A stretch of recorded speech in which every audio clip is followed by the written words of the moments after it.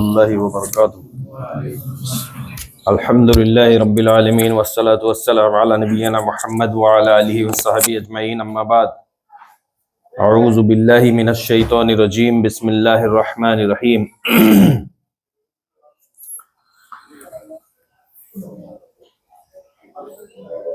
حضرات گرامی، ایک حدیث جو ایک گمراہ شخص یوٹیوب کے اوپر بیٹھ کر کے آپ کے سامنے پیش کرتا ہے، اور اس حدیث کا نمبر ہے 2812.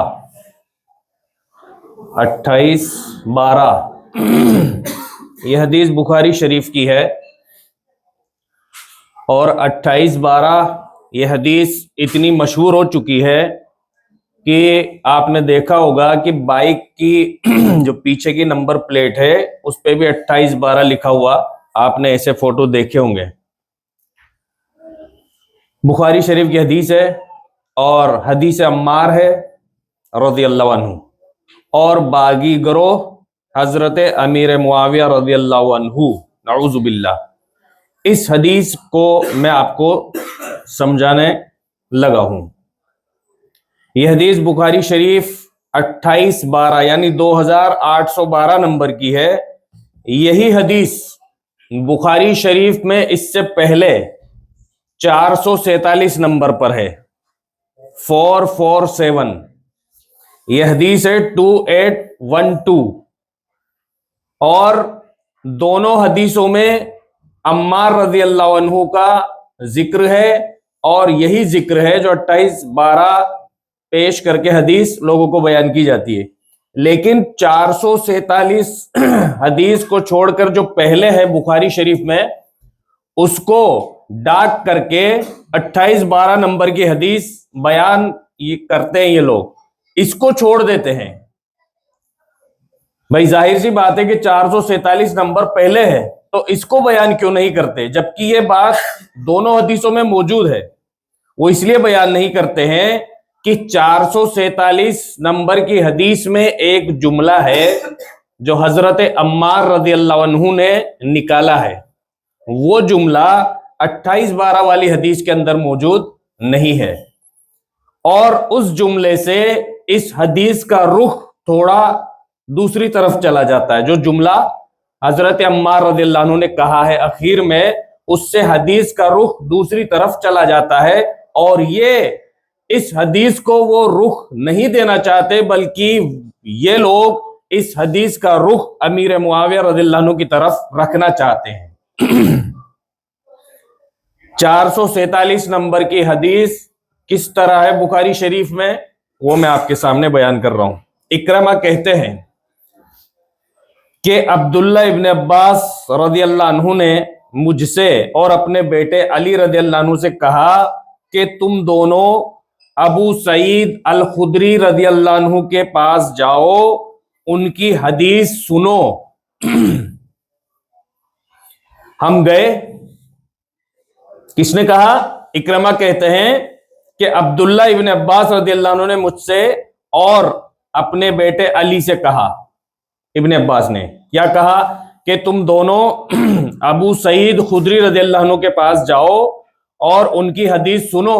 تو یہ کہتے ہیں کہ ہم گئے اور دیکھا کہ ابو سعید خدری رضی اللہ عنہ اپنے باغ کو درست کر رہے ہیں، ٹھیک کر رہے ہیں. جیسے انہوں نے دیکھا تو اپنی چادر اٹھائی اور اس کو لپیٹ کر کے بیٹھ گئے. پھر وہ ہمیں حدیث سنانے لگے، یہاں تک کہ مسجد نبوی کی تعمیر کا ذکر آیا. اور وہ حدیث جو ہے 2812 وہ یہاں سے چالو ہوتی ہے. مسجد نبوی کی تعمیر کا ذکر آیا تو انہوں نے کہا کہ ہم ایک ایک اینٹ ڈھو رہے تھے، ایک ایک اینٹ اٹھا رہے تھے، اور حضرت عمار رضی اللہ عنہ یہ دو دو اینٹیں اٹھا رہے تھے، دو دو اینٹیں ڈھو رہے تھے. تو اللہ کے نبی کریم صلی اللہ علیہ وسلم نے ان کو دیکھا اور ان کے بدن سے مٹی کو جھاڑا. جھاڑتے ہوئے آپ نے فرمایا کہ تمہیں باغی گروہ قتل کرے گا، تم اس کو جنت کی طرف بلاؤ گے اور وہ جہنم کی طرف بلائے گا. کہتے ہیں یہ سن کر حضرت عمار رضی اللہ عنہ نے کہا اعوذ باللہ من الفتن، میں اللہ کی پناہ چاہتا ہوں فتنوں سے۔ میں کیونکہ یہ جو جملہ ہے حضرت عمار رضی اللہ عنہ کا لاسٹ میں کہ اعوذ باللہ من الفتن، میں اللہ کی پناہ چاہتا ہوں، طلب کرتا ہوں فتنوں سے، تو اس کا مطلب یہ ہے کہ حضرت عمار رضی اللہ عنہ، یہ حدیث یہاں پر ختم ہو جاتی ہے۔ حدیث نمبر ہے 447 447۔ یہ جو جملہ ہے اخیر کا جو عمار رضی اللہ عنہ نے کہا ہے کہ میں پناہ چاہتا ہوں اللہ کی فتنوں سے، یہ جملہ اس حدیث کے اندر نہیں ہے 28-12 کے اندر۔ اس سے کتنی باتیں معلوم ہوئی؟ ایک بات تو یہ معلوم ہوئی کہ حضرت عمار رضی اللہ عنہ نے اس حادثے کو، اس شہادت کو جو حضرت عمار کی ہوئی تھی، اس کو فتنے سے تعبیر کیا ہے۔ اور اللہ کے رسول صلی اللہ علیہ وسلم نے کہا کہ اس کو باغی گروہ قتل کرے گا، باغی گروہ قتل کرے گا، تو ان مردودوں نے باغی گروہ سے حضرت امیر معاویہ رضی اللہ عنہ اور ان کا لشکر مراد لیا ہے۔ لشکر تک بات ہوتی تب بھی تھوڑا برداشت کیا جا سکتا تھا کہ لشکر میں طرح طرح کے لوگ آ جاتے ہیں، لیکن امیر معاویہ رضی اللہ عنہ کو ٹارگٹ کرنا یہ ہم تو برداشت نہیں کر سکتے اور نہ کریں گے انشاءاللہ۔ اور کوئی بھی صحابہ کرام رضی اللہ عنہ سے محبت کرنے والا، کتاب و سنت پر چلنے والا، جس کے اندر ذرہ برابر بھی ایمان ہے، وہ صحابہ کے بارے میں ایسے جملے قطعاً برداشت نہیں کرے گا۔ تو ابھی شیخ نے حدیث بیان کی تھی سمندر والی، کہ سمندر کے راستے سے جو لشکر جہاد کرے گا، لڑائی کرے گا، وہ کون ہے؟ وہ جنتی لوگ ہیں۔ تو امیر معاویہ رضی اللہ عنہ کون ہوئے؟ جنتی ہوئے۔ کس نے فرمایا؟ نبی کریم صلی اللہ علیہ وسلم نے فرمایا۔ اور یہاں پر اللہ کے رسول صلی اللہ علیہ وسلم نے فرمایا کہ عمار تم ان کو جنت کی طرف بلا رہے ہوں گے اور وہ تمہیں جہنم کی طرف بلا رہے ہوں گے۔ تو جب امیر معاویہ رضی اللہ عنہ اس حدیث کے مصداق ہے جو سمندری راستے سے لڑائی اور جہاد کے لیے گیا تھا اور جنتی ٹھہرے، تو اللہ کے رسول فرما رہے ہیں کہ عمار تو ان کو جنت کی طرف بلائے گا اور وہ تمہیں جہنم کی طرف بلائیں گے۔ تو امیر معاویہ رضی اللہ عنہ جب جنتی ہے تو جنتی شخص جہنم کی طرف بلائے گا؟ یہ کیسے ہو سکتا ہے؟ ایک بات تو یہ ہمارے ذہن میں کلک کری اور تمہارے بھی کر ہی رہی ہوگی کہ جب یہ شخص، یہ صحابی امیر معاویہ رضی اللہ عنہ جنتی ہے اور اللہ کے رسول فرما رہے کہ تم جنت کی طرف انہیں بلاؤ گے، وہ تمہیں جہنم کی طرف بلائیں گے، تو امیر معاویہ رضی اللہ عنہ تو جنتی ہے اور اللہ کے رسول فرما رہے کہ وہ تمہیں جہنم کی طرف بلائیں گے، تو یہ جنتی صحابی جہنم کی طرف کیسے بلائیں گے؟ نعوذ باللہ۔ اور یہ جو دعا ہے، یہ جو پناہ چاہی ہے عمار رضی اللہ عنہ نے، اعوذ باللہ من الفتن، میں اللہ کی پناہ طلب کرتا ہوں، چاہتا ہوں فتنوں سے، یہ فتنوں کا معاملہ ہے۔ عمار رضی اللہ عنہ نے اسی وجہ سے یہ فرمایا تھا کہ اس کا تعلق فتنوں سے ہے۔ ایک بات تو یہ معلوم ہوئی۔ دوسری بات، ایک حدیث ہے آپ نے سب نے سنی ہوگی کہ اللہ کے رسول صلی اللہ علیہ وسلم نے یہ فرمایا تھا حضرت حسن رضی اللہ عنہ کے لیے کہ یہ بچہ دو مسلمانوں کی بڑی جماعتوں کے درمیان صلح کروائے گا۔ اور ابھی آپ نے پوری ترتیب تو سن لی ہے کہ کس طریقے سے خلافت آئی ایک دوسرے کے پاس۔ حضرت حسن رضی اللہ عنہ کے بارے میں نبی کریم صلی اللہ علیہ وسلم کی یہ پیشین گوئی کہ یہ بچہ، یہ لڑکا حضرت حسن مسلمانوں کی دو بڑی جماعتوں میں صلح کروائے گا، اور اس بات کے اوپر پوری امت کا اتفاق ہے کہ یہ صلح حضرت حسن رضی اللہ عنہ نے کروائی تھی۔ کائے کی صلح؟ کہ خلافت امیر معاویہ رضی اللہ عنہ کو انہوں نے سونپ دی تھی۔ سوال یہ ہے کہ اللہ کے رسول فرما رہے ہیں کہ یہ دو مسلمانوں کی جماعتوں میں صلح کروائے گا، اور ایک دوسری روایت میں الگ الگ الفاظ ہے، اللہ کے رسول نے فرمایا دونوں جماعتیں جو ہوں گی ان دونوں جماعتوں کا دعویٰ ایک ہوگا،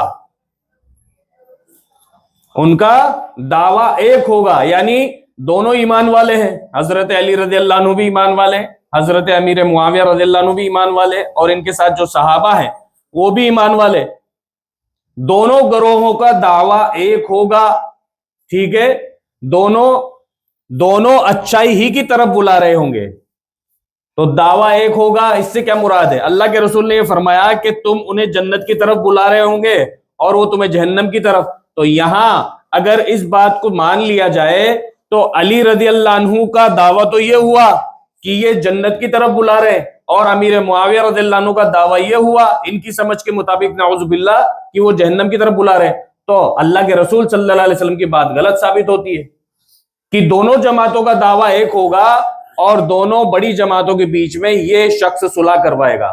اس کا مطلب یہ ہے کہ دونوں جماعتوں کا دعویٰ ایک تھا، ایک جہنم ایک جنت کی طرف نہیں، بلکہ دونوں جنت کی طرف بلا رہے ہیں۔ تو اس سے بھی ہمیں یہ بات سمجھ میں آئی کہ حضرت حسن رضی اللہ عنہ کے نزدیک اگر یہ شخص، یہ صحابی نبی کریم صلی اللہ علیہ وسلم کے سالے محترم، امت کے ماموں حضرت امیر معاویہ رضی اللہ عنہ باغی ہوتے نعوذ باللہ، تو حضرت حسن رضی اللہ عنہ قطعاً ان کو خلافت نہیں سونپتے، یہ جاننے کے بعد بھی کہ یہ باغی گروہ ہے اور یہ عمار کا قاتل ہے نعوذ باللہ، تو یہ ان کو خلافت کیسے سونپتے؟ یہ ہو ہی نہیں سکتا تھا۔ اسی طریقے سے جنگ صفین کے تعلق سے بہت ساری باتیں ہیں۔ یہ حدیث 447 نمبر کی ہے، مصنف ابن ابی شیبہ کے اندر ایک حدیث ہے 3921 3902۔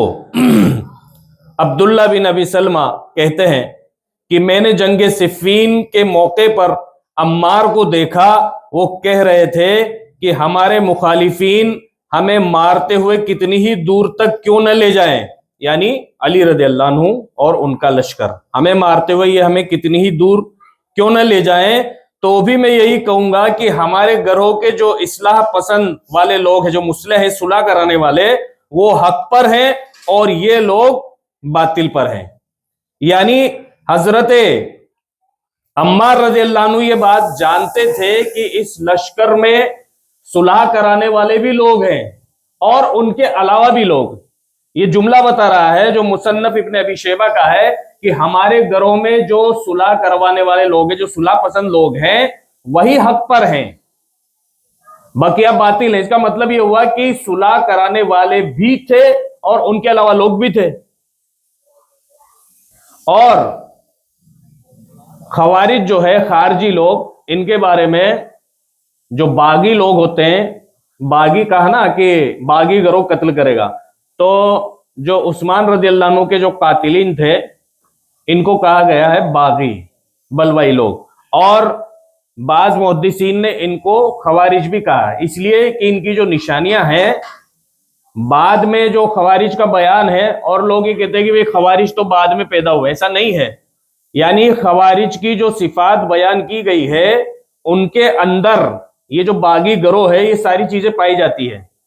تو باغی اور جو خوارج ہے ان کے اندر ایک چیز پائی جاتی ہے، ایک تو وہ حریص ہوتے ہیں خلافت کے، عہدے کے حریص ہوتے ہیں، اور ابھی شیخ نے بتایا کہ وہ اس کے حریص نہیں تھے امیر معاویہ رضی اللہ عنہ، ان کا صرف مطالبہ یہ تھا، اور میں نے یہ بھی پڑھا تھا کہ اس پر تو پوری امت کا اجماع ہے کہ امیر معاویہ رضی اللہ عنہ کا مطالبہ ہی یہی تھا، اور لڑائی ہی اسی کے اوپر ان دونوں کے بیچ چالو ہوئی تھی کہ حضرت عثمان رضی اللہ عنہ کے قاتل کو لایا جائے اور اس سے بدلہ لیا جائے۔ اسی میں دیر کی وجہ سے یہ تنازع بڑھتا چلا گیا اور یہ دونوں آمنے سامنے کھڑے ہو گئے۔ تو یہ جو حدیث ہے، خارجی، بلوائی اور باغی گروہ، ان کی کچھ صفات جو بیان ہوئی ہے، ایک تو یہ حریص ہوتے ہیں خلافت کے، اور اسی طریقے سے یہ بلاتے ہیں لوگوں کو کس کی طرف؟ فتنوں کی طرف، اور حضرت عمار رضی اللہ عنہ نے کہا کہ میں پناہ چاہتا ہوں فتنوں سے، اللہ کی پناہ چاہتا ہوں فتنوں سے۔ اور دوسری بات، اگر حضرت امیر معاویہ رضی اللہ عنہ کے لشکر میں کوئی بلوائی، کوئی خارجی، کوئی باغی گھس کر کے حضرت عمار رضی اللہ عنہ کو شہید کر دیتا ہے تو اس کا قطعاً یہ مطلب نہیں ہے کہ اس کی ذمہ دار حضرت امیر معاویہ رضی اللہ عنہ ہیں۔ کیوں؟ کیونکہ حضرت علی رضی اللہ عنہ اور حضرت عائشہ رضی اللہ عنہ کے درمیان جو جنگ جمل ہوئی تھی اس میں حضرت علی کی طرف سے ایک شخص نے زبیر ابن عوام رضی اللہ عنہ کو قتل کیا اور منڈی پکڑ کر کے علی رضی اللہ عنہ کے پاس لایا اور کہا کہ دیکھو میں نے زبیر ابن عوام کو عائشہ کی طرف سے تھا اور میں نے اس کو شہید کر دیا۔ تو حضرت علی رضی اللہ عنہ چونکہ حضرت علی رضی اللہ عنہ کی طرف کا تھا آدمی، تو کیا اس کے ذمہ دار حضرت علی رضی اللہ عنہ ہے؟ قطعاً نہیں، بلکہ انہوں نے یہ کہا تھا کہ ظالم، میں نے ان کانوں سے اللہ کے رسول صلی اللہ علیہ وسلم سے سنا ہے کہ جو زبیر ابن عوام کو شہید کرے گا اس کو جہنم کی خوشخبری سنا دینا، تو یہ تو جہنمی ہے۔ تو ایسے لوگ ان لڑائیوں کے درمیان شامل ہو جایا کرتے تھے اور ان لوگوں کو پتہ نہیں چلتا تھا، بلکہ لوگوں نے یہ کہا ہے کہ ان کو لایا گیا۔ بعض لوگوں نے یہ بھی کہا کہ امیر معاویہ رضی اللہ عنہ کی طرف سے بہت ساری باتیں ہیں کہ بھئی ہم نے تھوڑی ان کو قتل کیا ہے، وہ تو لانے والے تو حضرت علی رضی اللہ عنہ، تو لانے والوں نے ان کا قتل کر دیا۔ تو اس کا بھی جواب یوں دیا گیا ہے کہ امیر حمزہ رضی اللہ عنہ کا جو قتل ہوا، شہید ہوئے، چونکہ نبی کریم صلی اللہ علیہ وسلم کی طرف سے تھے، تو کیا نعوذ باللہ نبی کریم صلی اللہ علیہ وسلم لائے تھے ان کو قتل کروانے کے لیے؟ ایسا تھوڑی تھا، وہ تو لائے تھے ان کو مقابلے میں، لیکن ہو گیا ان کا قتل، وہ شہید ہو گئے۔ اسی طریقے سے حضرت علی رضی اللہ عنہ کے ساتھ یہ آ گئے اور ان کا قتل کر دیا گیا، یہ شہید ہو گئے۔ تو یہ اعتراض بھی ڈالا ہے انہوں نے حضرت امیر معاویہ رضی اللہ عنہ کے اوپر، اور اس میں کافی ان کو الجھانے کی کوشش کی، اور سب کا معنی ابھی آپ سمجھ گئے، سب کے بارے میں بھی میں چاہ رہا تھا لیکن وہ بات آپ کے سامنے آ گئی ہے۔ تو یہ تمام چیزیں ہمیں دھیان میں رکھنی چاہیے۔ اور ایک بلوغ المرام کا ایک واقعہ جو صفی الرحمان مبارک پوری رحمۃ اللہ علیہ کی طرف منسوب کیا ہے، تو اس کے بارے میں بھی میں آپ کو بتا دوں کہ ان کی جو شرح ہے مسلم شریف کی، انہوں نے اس میں پورا خلاصہ کیا ہے۔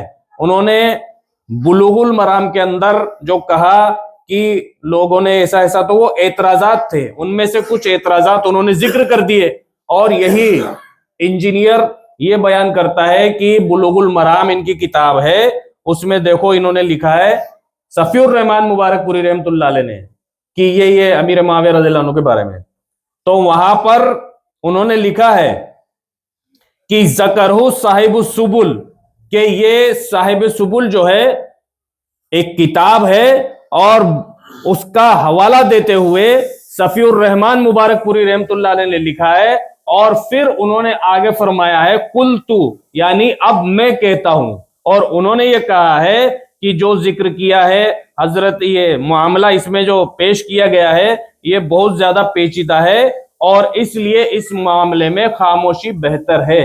یہ جملہ، یہ قول صرف ان کا ہے، صفی الرحمان مبارک پوری رحمۃ اللہ علیہ کا۔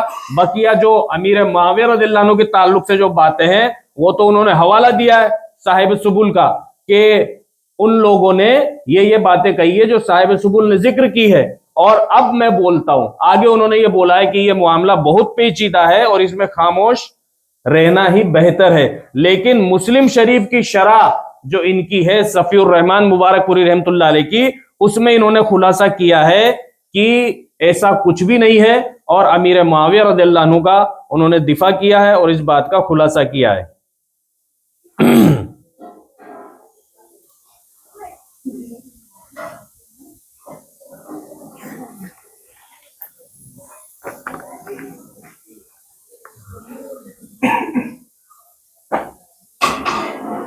اسی طرح ایک حدیث مسند احمد کے اندر حدیث نمبر ہے 24,566 24566 مسند احمد، نبی کریم صلی اللہ علیہ وسلم نے حضرت عثمان رضی اللہ عنہ کے متعلق پیشین گوئی فرمائی تھی۔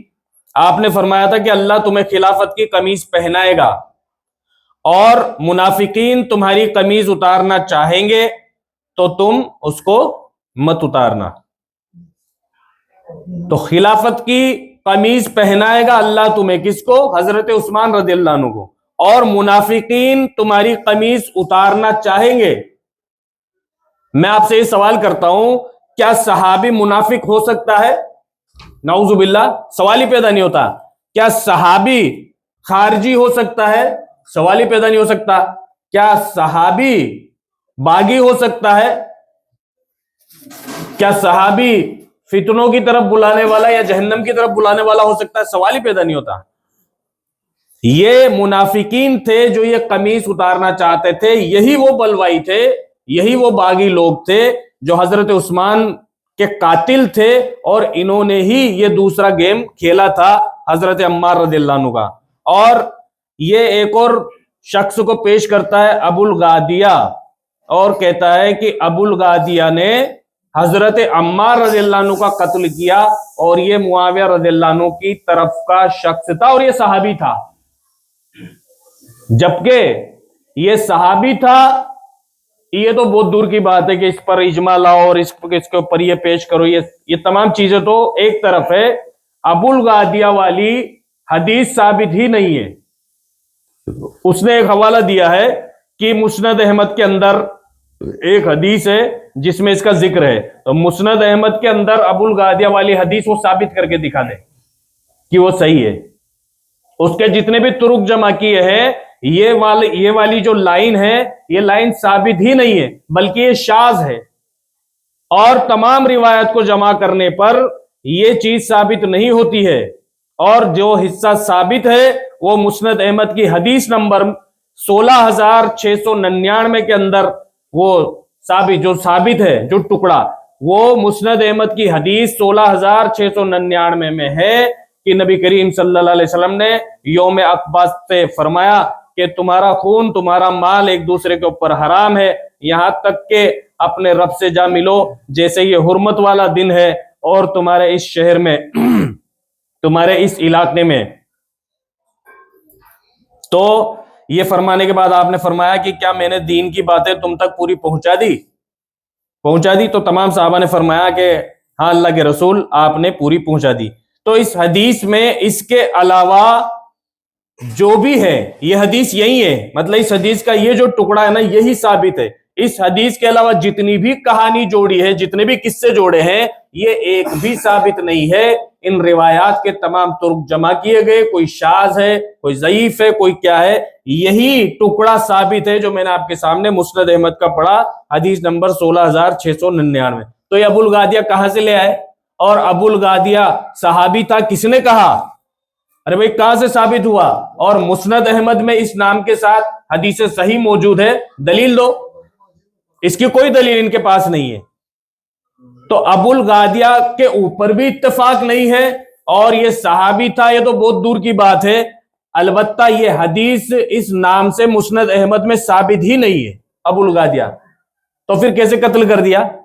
और कत्ल के बारे में भी किसी एक शख्स के ऊपर इत्तेफाक भी नहीं है। अगर चलो इत्तेफाक होता कि अबुल गादिया ही कातिल है अम्मार रदियल्लाहु अन्हु का, तो हम ये कहते हैं कि इसके ऊपर बहुत सारे कौल आ गए, इत्तेफाक है। इस नाम के ऊपर भी इत्तेफाक, अभी तो यही पता नहीं है कि इसको आखिर कत्ल किसने किया था निशानदेही के साथ। तो ये तमाम बातें आपके सामने रखना जरूरी था। मैं समझता हूं कि मोटी मोटी बातें आ गई है। उसके बाद अगर कोई बात रह गई हो तो वो सवाल जवाब की शक्ल में पूरी हो सकती है, आप सवाल कर सकते हैं। अल्लाह ताला से दुआ है। और एक बात और जो रह गई है मैं आपके सामने, क्योंकि ये बात मैं खुद सोच रहा था तो मैं बयान कर देता हूं, और ये बात कुछ दिनों से मेरे जहन में चल भी रही है बार बार, कि हम अहले हदीस हुए तकरीबन 20-21वां साल चल रहा है। तो हमने जब ये हदीस पढ़ी थी कि मेरे सहाबा को, और शेख ने पेश की थी हदीस, मेरे सहाबा को बुरा भला मत कहना। अरे मेरे सहाबा तो ये है कि तुम में का कोई शख्स अगर ओहद पहाड़ के बराबर सोना खर्च कर दे, और मेरा एक सहाबी एक मुद या आधा मुद जो खर्च कर दे अल्लाह की राह में, तो तुम उसके बराबर नहीं हो सकते। तो मैं ये सोचता था उस वक्त कि कौन, किसकी शामत आई है, या कौन जहन्नम खरीदेगा जो सहाबा को बुरा भला कहेगा। اس وقت وہ حدیث میرے سمجھ میں نہیں آتی تھی، مطلب مجھے تعجب ہوتا تھا، حیرت ہوتی تھی کہ اللہ کے رسول نے کہا میرے صحابہ کو برا بھلا مت کو، کون کہے گا بھائی صحابہ کو برا بھلا؟ لیکن آج کے دور میں مجھے یہ حدیث پوری طریقے سے سمجھ میں آ گئی، اور اس حدیث کی صداقت اور اس کی سچائی کہ آپ نے فرمایا کہ ایسے لوگ پیدا ہوں گے، اسی لیے تو آپ نے حدیث بیان فرمائی ہے کہ ان کو بھلا برا مت کو۔ اور آج آپ دیکھو کہ ان کے اوپر کلام ہو رہے ہیں، ان کے اوپر ڈیبیٹ ہو رہی ہے، ان کے اوپر باتیں ہو رہی ہے، جبکہ تمام کے تمام صحابہ، ان کے بارے میں نہ تو ہم سے قبر میں پوچھا جائے گا، نہ میدان محشر میں پوچھا جائے گا، اور حساب کتاب کے وقت بھی ہم سے نہیں پوچھا جائے گا۔ یہ تمام چیزیں ہمارے اوپر ذمہ داری ہے ہی نہیں، ہمیں صرف یہ چاہیے کہ تمام کے تمام صحابہ کو ہم عادل تسلیم کریں، اور تمام صحابہ کو ایمان والے تسلیم کریں، اور تمام صحابہ کو جنتی تسلیم کریں۔ کوئی بھی صحابی نہ تو خارجی ہو سکتا ہے، نہ باغی ہو سکتا ہے، نہ جہنمی ہو سکتا ہے، اور نہ ہی قاتل ہو سکتا ہے کسی کا اس طریقے سے قتل کر دے۔ اور میں نے شاید آپ کو ایک بار وہ حدیث بتائی تھی کہ فتح مکہ کا وہ جو راز، وہ خط لے کر کے بھیجا تھا، وہ صحابی وہ بدری صحابی تھے، اور یہ اسلام میں بہت بڑا گناہ مانا جاتا ہے، راز کو فاش کر دینا، پیغام کے ذریعے سے راز کو پہنچا دینا۔ حافظ ابن ابی بلتا رضی اللہ عنہ اور نبی کریم صلی اللہ علیہ وسلم کو اطلاع دی گئی، اللہ نے جبریل علیہ السلام کے ذریعے اور ان کو تیز رفتار گھوڑے سے بھیجا، اس کو پکڑا عورت کو، اور ایک روایت میں کہ نیفے میں سے خط نکالا، ایک میں جوڑے میں سے نکالا، ایک میں کہ ہم تیری تلاشی لیں گے، ایک میں کہا کہ خط نکال ورنہ تجھے ننگا کر دیں گے، مختلف الفاظ میں لایا گیا۔ تو اللہ کے رسول صلی اللہ علیہ وسلم نے پوچھا کہ تو نے ایسا کیوں کیا؟ انہوں نے کہا، اور حضرت عمر ابن خطاب رضی اللہ عنہ نے تلوار سوٹ لی، وہ تو تیار رہتے ہی تھے کہ اللہ کے رسول حکم دے، ان کو روک دیا، کہا کہ تم بتاؤ۔ انہوں نے کہا کہ اللہ کے رسول ان سب کے رشتہ دار تو وہاں ہیں، تو یہ اپنے گھر والوں کو بچا لیں گے، میرے رشتہ دار وہاں ہیں نہیں، تو میں خط لکھ کر کے بھیج رہا تھا تاکہ ان کی حفاظت ہو جائے، اس کے علاوہ میری کوئی نیت نہیں تھی، میں اللہ پر ایمان لاتا ہوں، آپ پر ایمان لاتا ہوں، ساری باتیں اپنی جگہ ہے۔ اللہ کے رسول صلی اللہ علیہ وسلم نے عمر ابن خطاب رضی اللہ عنہ کو مخاطب کرتے ہوئے یہ فرمایا کہ عمر یہ بدری صحابی ہے، اور اللہ نے بدرین کے بارے میں فرما دیا کہ اب تم کچھ بھی کرتے پھرو تمہارے پکڑ نہیں ہوگی، تم سب جنت میں جاؤ گے۔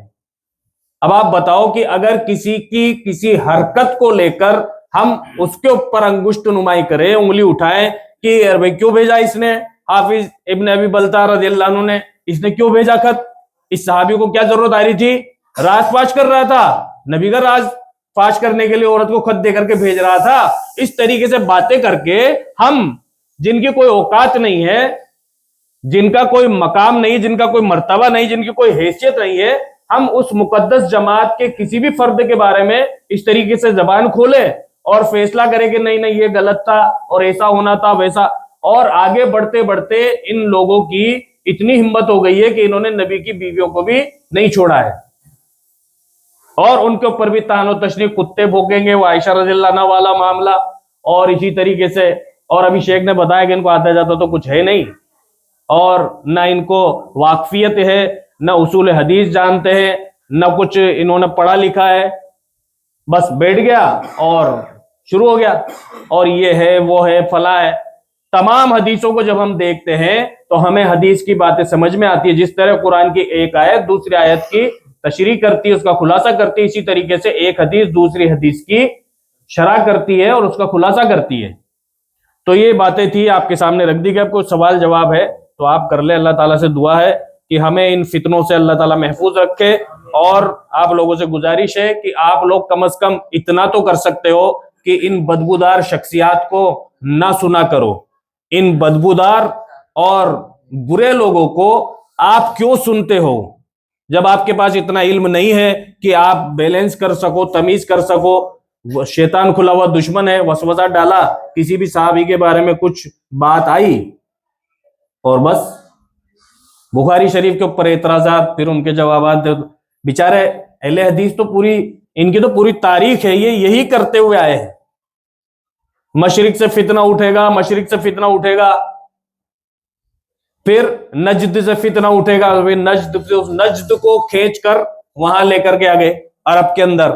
फिर बुखारी शरीफ में एक हदीस ये भी है कि फितना मशरिक से आएगा, एक हदीस में कि फितना नजद से आएगा, और एक हदीस में है कि फितना इराक से उठेगा, इराक का लफ्ज आ गया।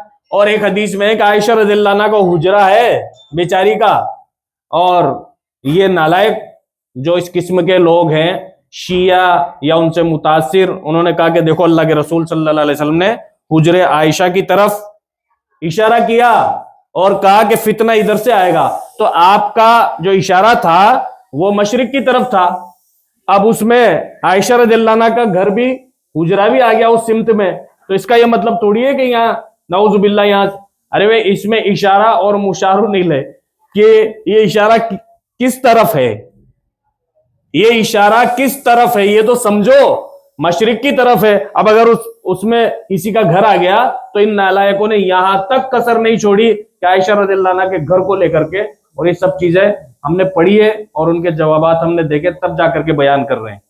तो इन्होंने इन तक को भी नहीं छोड़ा कि देखो यहां से उठेगा, और फिर कुत्ते भौंकने वाली हदीस उसके ऊपर फिट कर दी ताकि बात में और ज्यादा मजबूती आ जाए। मेरा आपसे सिर्फ ये गुजारिश है मेरी कि आप लोग अभी इतना नहीं जानते हो, आप लोग इनको बिल्कुल भी न सुनो, कतान इनसे दूर रहो और इनके करीब भी मत जाओ। वो मिसालें दे दी गई है, आपको बता दिया गया है नाम लेकर के भी, और निशानदेही भी कर दी गई कि शिया से मुनाजरे करने वाले मुनाजरे करते थे, मुनाजरे, और कि हम इनसे इतनी नफरत करते थे, इनसे मुनाजरा करते थे, मुनाजरा करते करते शिये हो गए। और अभी 35-40 जो करीब बैठे हुए जयपुर में, जिनकी इस्लाह के लिए जाना इंशाल्लाह, उनसे हम बात करके आए। 35 से 40 नौजवान लड़के हैं जो इस ट्रैक पर आ चुके। अभी जो ट्रैक बयान किया ना, ये ट्रैक शिया नहीं हुए, अभी टर्न तो ले लिया। अभी 22 तारीख को हम उनसे मिलके आए जिन्होंने किफायतुल्लाह सनाबिली हाफिजुल्लाह का प्रोग्राम कैंसिल करवाया। अपने लोग हैं, अपनी मस्जिद में नमाज पढ़ते हैं, हम मिले उनसे बात किए, और वजह ये औजुबिल्लाह। और उनकी उम्र देखो आप, सारे नौजवान, आता जाता कुछ नहीं। तो ये सारी चीजें आप निगाह में रखो, फितनों का दौर है, शैतान से बचो, आप इनको मत सुनो। कोई चीज अगर आपके पास आती है, कोई बात है, आप समझना चाहते हैं कि भाई हमारे तो थोड़ा कीड़ा पैदा हो गया, हम हुस्न जन रखते हैं साहबा के लिए, लेकिन हमें थोड़ा सा समझा दो, आप अहले इल्म से रुजू करो, आप क्यों वकील सफाई बनते हैं? तो इस बात का आप ध्यान रखें। व आखिरु दावाना अल्हम्दुलिल्लाहि रब्बिल आलमीन। अस्सलामु अलैकुम रहमतुल्लाह।